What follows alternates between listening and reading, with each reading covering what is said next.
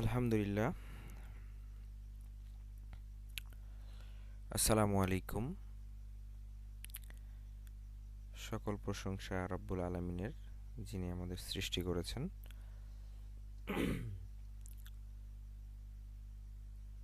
আল্লাহ তাআলার অশেষ মেহেরবানি যে উনি একটা লক্ষ্য পূরণের জন্য আমাদেরকে পৃথিবীতে পাঠিয়েছেন। এই লক্ষ্যগুলো পূরণ করতে গিয়ে আমাদেরকে নানাভাবে নানা পরিস্থিতিতে পড়তে হয়। সেটা ভালো খারাপ দুইটাই হতে পারে। আলহামদুলিল্লাহ, শয়তান আমাদেরকে প্রতিনিয়ত কুপরিচিত করে, চেষ্টা করে যে খারাপ পথে কিভাবে নেওয়া যাওয়া যায়। কিন্তু আমরা মনে প্রাণে সবাই চেষ্টা করছি বা করব যে আল্লাহর পথে যেন আমরা আসতে পারি, 5 ওয়াক্ত সালাত আদায় করতে পারি এবং আমাদের যতটুকু প্রয়োজন আল্লাহ তাআলা যেন ততটুকু আমাদের দান করেন এবং যেটা আমাদের জন্য উপকারী। অনেক ক্ষেত্রে এরকমভাবে আসছে যে নিশ্চয় আল্লাহ অন্তরের বিষয় পূর্ণ খবর রাখেন, যে আসলে আমরা কি চাচ্ছি, পজিটিভ নেগেটিভ এই বিষয়গুলো, আমরা যে বিষয়গুলো শিখছি সেগুলো আসলে আমাদের আদেও কি শেখা উচিত কিনা সেটাও কিন্তু উনি জানেন। সো একটা নেক নিয়ত নিয়ে যদি আমরা শিখি, ইনশাআল্লাহ আল্লাহ তাআলা আমাদেরকে সেই সঠিক মঞ্জিলে পৌঁছে দিবেন। আজকে আমরা যে টপিক নিয়ে কথা বলবো সেটার নাম হচ্ছে ক্রপ টুল।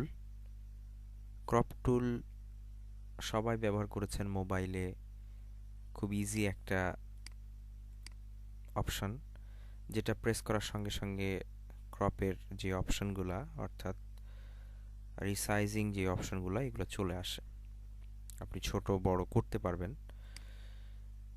জাস্ট আপনি যদি এটাকে খুব ইজিলি ছোট করতে চান, ছোট করতে পারবেন। ইন্টার বা সঠিক বাটনে প্রেস করলেও এটা কেটে যাবে।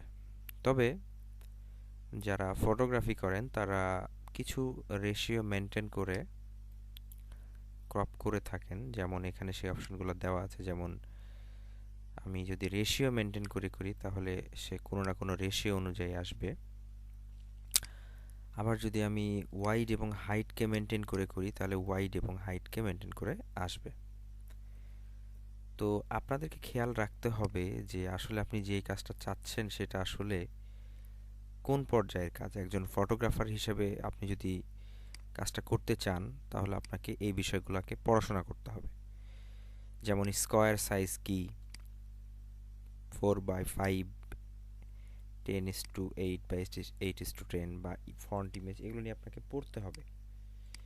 তাহলে এই ক্রপিং অ্যাঙ্গেলগুলো আপনি বুঝতে পারবেন।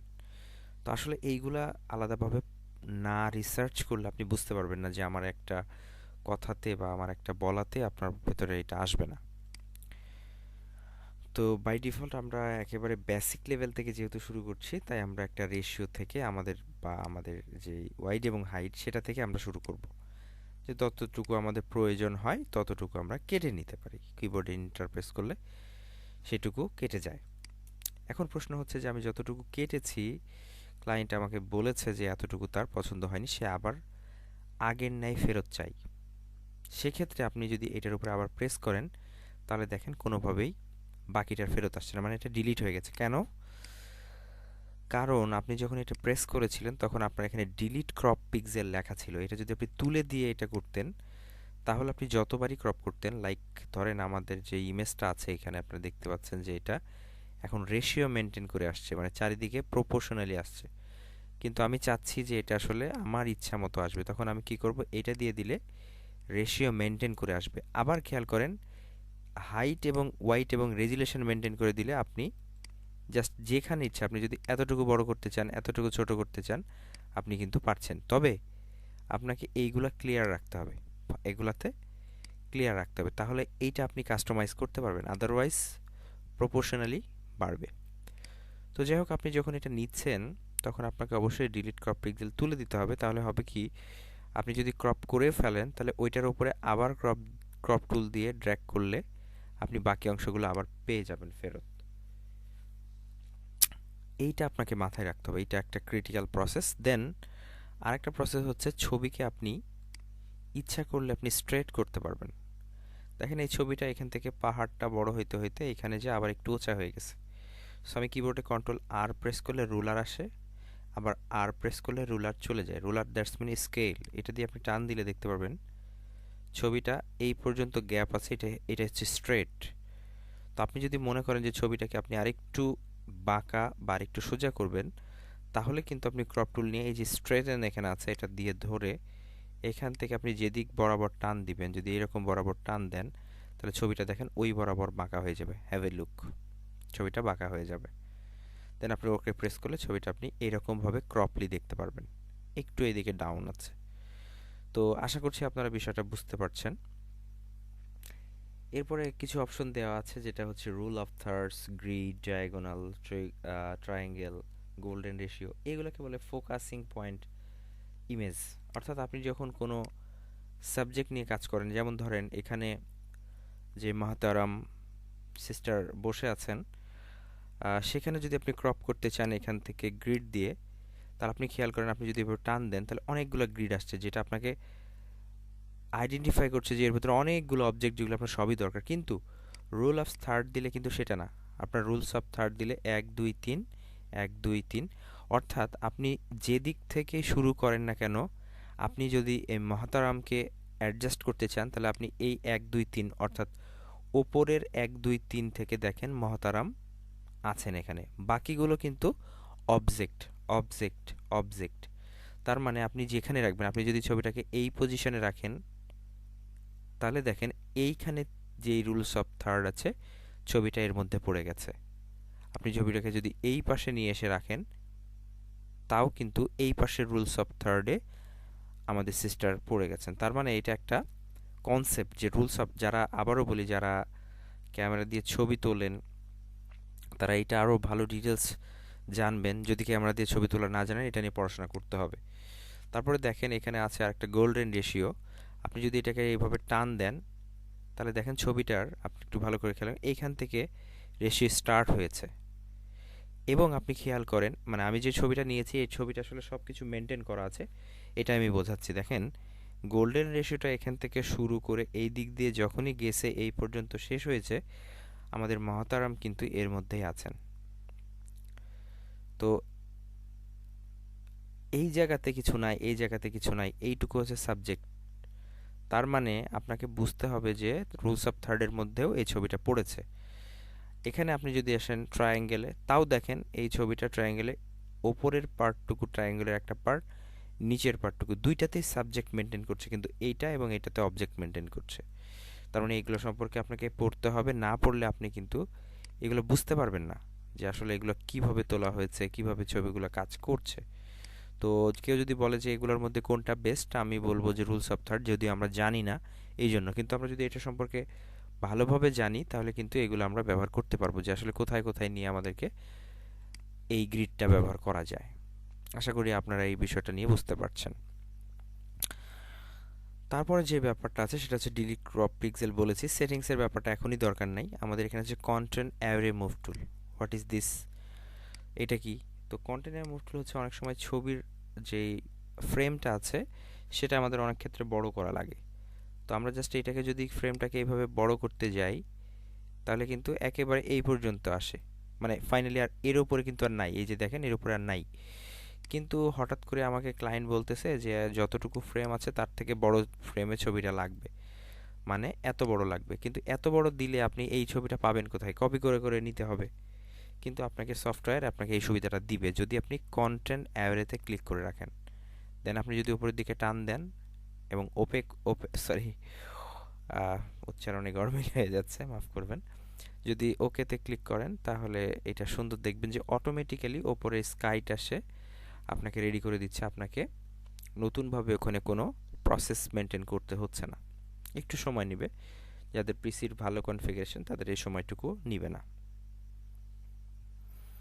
আল্লাহু আকবার। আল্লাহ, আপনি আমাদের হালাল রিজিকের ব্যবস্থা করে দিন। আল্লাহু আকবার। আল্লাহ, আপনি আমাদেরকে মনের ইচ্ছা শক্তিকে হালাল ওয়েতে ব্যবহার করার সুযোগ দেন।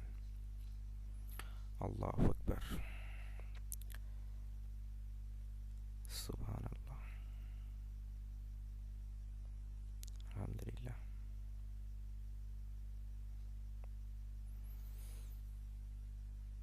ছবিটার রেজুলেশন অনেক বড় থাকায় এই টাইমটা নিচ্ছে। দেখেন, স্কাইটা খুব সুন্দরভাবে এখানে ক্লিয়ারলি বোঝা যাচ্ছে যে এটা বেড়ে গেছে। ঠিক একইভাবে আপনি যদি এইরকম পাশে টান দেন এবং ওকেতে প্রেস করেন, তাহলে দেখবেন যে এই পাশের জায়গাটুকু সে অটোমেটিকলি ফিল করে দিবে। একটু টাইম নিচ্ছে, কিন্তু এটা ফিল করে দিবে সে।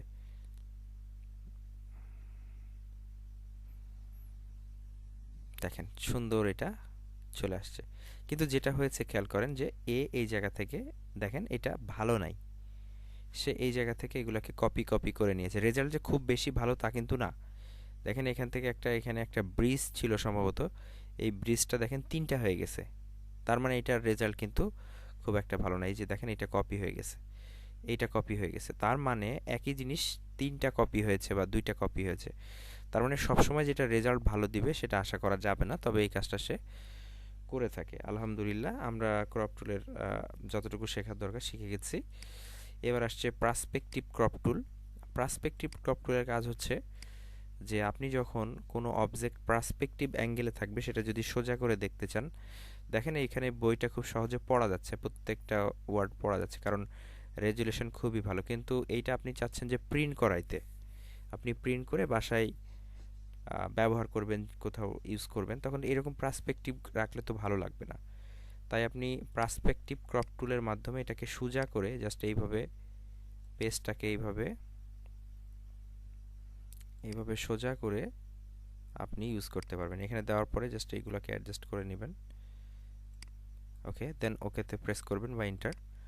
দেখেন সুন্দর এটা সোজা হয়ে গেছে, একেবারে সোজা, এবং খুব সহজে এটাকে আপনি প্রিন্ট করে আপনি আপনার কাজের জন্য ব্যবহার করতে পারবেন। এইটাই হচ্ছে পার্সপেক্টিভ ক্রপ টুলের কাজ। তারপরে যেটা আছে সেটার নাম হচ্ছে স্লাইস টুল।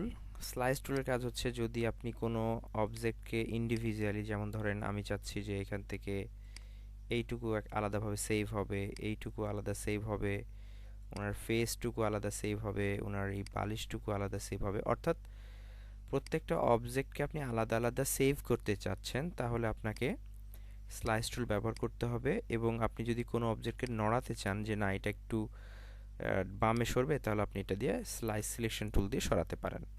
এবং ফাইনালি যদি আপনি এটাকে ব্যবহার করতে চান, তাহলে ফাইল থেকে এক্সপোর্ট এবং সেভ ফর ওয়েব লেগেসি ব্যবহার করলে আপনি যখনই সেভ দিবেন আপনার ডেস্কটপের উপরে অটোমেটিকলি ইমেজ নামে একটা ফোল্ডার ক্রিয়েট হয়ে যাবে। অটোমেটিকলি আপনার ডেস্কটপে একটা ইমেজ নামে একটা ফোল্ডার ক্রিয়েট হয়ে যাবে, এবং এর মধ্যে দেখবেন যে আপনি যেগুলোকে স্লাইস করেছিলেন সব আলাদা আলাদা স্লাইস হয়ে গেছে। এভাবে করে আপনি আপনার ডিজাইনে প্রয়োজনীয় বস্তুগুলোকে আলাদা আলাদা করে আপনি সেভ করতে পারেন। ঠিক আছে, এই হচ্ছে মূল ব্যাপার স্লাইস টুলের। আলহামদুলিল্লাহ, আল্লাহ তাআলা আমাদেরকে হেদায়েত দান করুক। তো আমরা এইভাবে স্লাইস টুলটাকে ব্যবহার করতে পারি।